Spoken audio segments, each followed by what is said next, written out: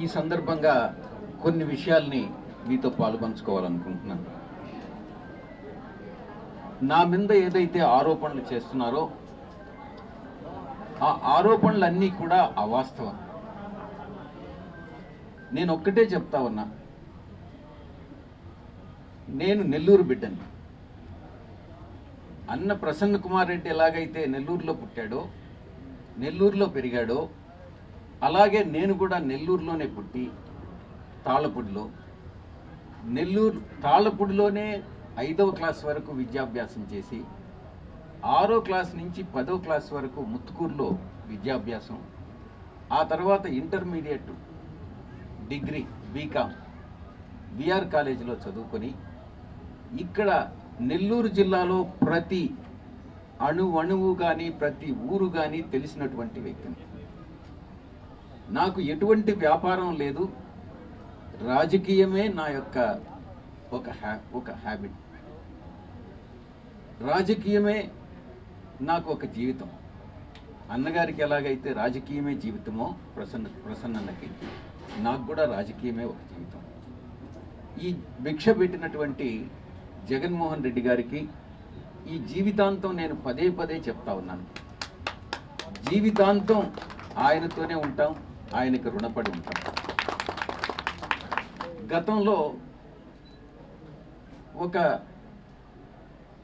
తారకరత్న చనిపోయినప్పుడు ఆ యొక్క జనరల్ రైట్స్లో చంద్రబాబు నాయుడు గారితో కలిసినప్పుడు చాలా ఆరోపణలు చేశారు. నేనేదో పార్టీ మారిపోతున్నానని, నేను ప్లేట్ ఫిరాయిస్తున్నానని ఆరోపణలన్నీ చేయడం జరిగింది. ఈ సందర్భంగా నేను ఒక్కటే చెప్తా ఉన్నా, ఈ జీవితం బ్రతికున్నంత కాలం జగన్మోహన్ రెడ్డి గారు, రాజశేఖర రెడ్డి గారి ఫ్యామిలీతోనే ఉంటాం, కానీ పార్టీ మారడం అంటే జరగదు. ఒకవేళ ఏదో మన ఇంటికి వస్తే ఏ వ్యక్తి వచ్చినా, ఒక శత్రువు వచ్చినా కూడా మన ఇంటికి మనం సాదరంగా ఆహ్వానిస్తామే కానీ మనం వెళ్ళిపోమ్మని చెప్పం. అది సాంప్రదాయం, ఇండియా సాంప్రదాయం, హిందూ సాంప్రదాయం. మరొక విషయాన్ని చెప్తా ఉన్నా, మనకు ఆర్థికంగా మనం బలవంతులం కావచ్చు, నేను బలహీనుని కావచ్చు, వేమిరెడ్డి ప్రభాకర్ రెడ్డి అన్న ఆర్థికంగా చాలా ముందుండవచ్చు. నేను ఈ సందర్భంగా మీకు చెప్పేది ఏంటంటే, ఈరోజు కూడా నేను నా కుటుంబం బాడిగింట్లోనే ఉంటున్నాం. నీతితో నిజాయితీతో జగన్మోహన్ రెడ్డి గారికి, పార్టీకి, రాజశేఖర రెడ్డి గారి ఫ్యామిలీకి గత 30 సంవత్సరాలుగా నేను పనిచేస్తా ఉన్నాను. ఆడిటర్గా చేరి ఆ తర్వాత ఏదో కొన్ని కారణాల వల్ల రాజకీయాల్లోకి వచ్చి నాకు ఇంతటి జీవితాన్ని ప్రసాదించినటువంటి ఫ్యామిలీ రాజశేఖర రెడ్డి గారి ఫ్యామిలీ.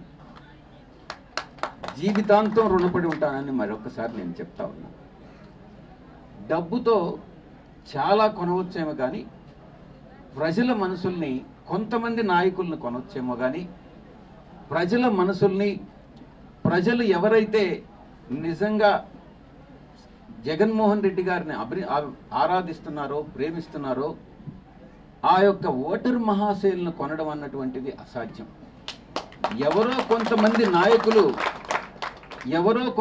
నాయకులు డబ్బుకు ఆశపడి వేమిరెడ్డి అన్న ఇచ్చేటటువంటి డబ్బులకి కక్కుర్తిపడి పార్టీ వదిలి పార్టీకి నమ్మక ద్రోహం చేసి వెళ్ళిపోవచ్చేమో కానీ నిజమైనటువంటి ప్రజలు, ముఖ్యంగా బడుగు బలహీన వర్గాలు, పేదలు 87% రాష్ట్రంలో ఎవరైతే లబ్ధి పొందారో ఏదో ఒక సంక్షేమ పథకం కింద, వాళ్ళు ఎవ్వరూ కూడా వాళ్ళు పార్టీ వదిలి వెళ్ళరు.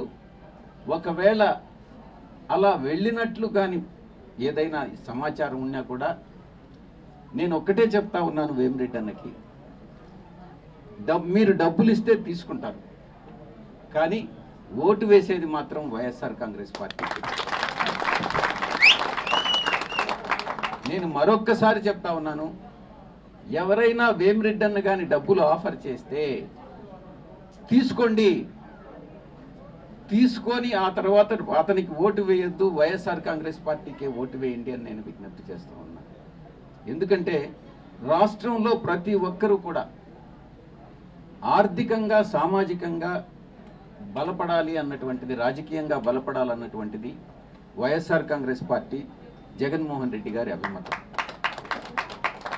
మీరు గత 5 ఏళ్ల పరిపాలన కానీ చూస్తే 5 ఏళ్ల పరిపాలనలో శ్రీ జగన్మోహన్ రెడ్డి గారు అనేకమైనటువంటి సంక్షేమ పథకాలని, అనేకమైనటువంటి అభివృద్ధికి సంబంధించినటువంటి ప్రాజెక్టులను కానీ, వీళ్ళు చెప్తా ఉంటారు అభివృద్ధి అనేది జరగలేదని. అది రామాయపట్నం ప్రాజెక్టు కావచ్చు, వివిధ రోడ్ల ప్రాజెక్టులు కావచ్చు, ఎయిర్పోర్ట్ ప్రాజెక్టులు కావచ్చు, అనేకమైనటువంటి ప్రాజెక్టులు మీకు లిస్ట్ చెప్తాను. అభివృద్ధిలో మనం ఎక్కడా కూడా మనం కుంటు పడలేదు, ఈక్వల్గానే మనం దానికి ప్రాధాన్యత ఇచ్చాం. ప్రతి అవసరాలకి, మనిషికి సంబంధించినటువంటి, ముఖ్యంగా పేదలకు సంబంధించి అవసరాలకు సంబంధించి ఏదైతే ఉందో వాటన్నిటికీ కూడా అత్యంత ప్రాధాన్యత ఇచ్చి మనం ఈరోజు 5 సంవత్సరాల పరిపాలనని మనం ప్రజలకు చూపించాం. ఈ 5 సంవత్సరాల కన్నా ఇంకా మరింత మెరుగైనటువంటి పరిపాలన అందిస్తామన్నటువంటి భరోసా, అందిస్తామన్నటువంటి నమ్మకం మనకు ఉంది, ప్రజల్లో కూడా ఉంది. అందుకే ప్రజలందరూ కూడా మన అసెంబ్లీకి సంబంధించి ప్రసన్నన్న వెళ్ళినా, నేను వెళ్ళినా ఈరోజు ఎందుకు నీరాజనాలు ఇస్తున్నారు అని అంటే అది 5 సంవత్సరాల పాలన, వాళ్ళకున్నటువంటి భరోసా, రాబోయే భవిష్యత్తులో ఉన్నటువంటి భరోసా. నేను ఇంకొక విషయం కూడా ఈ సందర్భంగా చెప్తా ఉన్నా. వేమిరెడ్డి అన్న, మీరు గతంలో 1 సంవత్సర కాలంలో తీసుకోండి, ఎన్ని రోజులు ఇక్కడ నెల్లూరులో ఉన్నాడు, ఎన్ని రోజులు ఇండోనేషియాలో ఉన్నాడు, ఎన్ని రోజులు ఆఫ్రికాలో ఉన్నాడు, ఎన్ని రోజులు దుబాయ్లో ఉన్నాడు, ఎన్ని రోజులు ఢిల్లీలో ఉన్నాడు, ఎన్ని రోజులు విజయవాడలో ఉన్నాడు, చెన్నైలో ఎన్ని రోజులు ఉన్నాడు. వ్యాపారాలు ఎక్కడెక్కడ ఉన్నాయి, విశాఖపట్నంలో కూడా వ్యాపారాలు ఉన్నాయి. అన్ని వ్యాపారాలు చూసుకుంటూ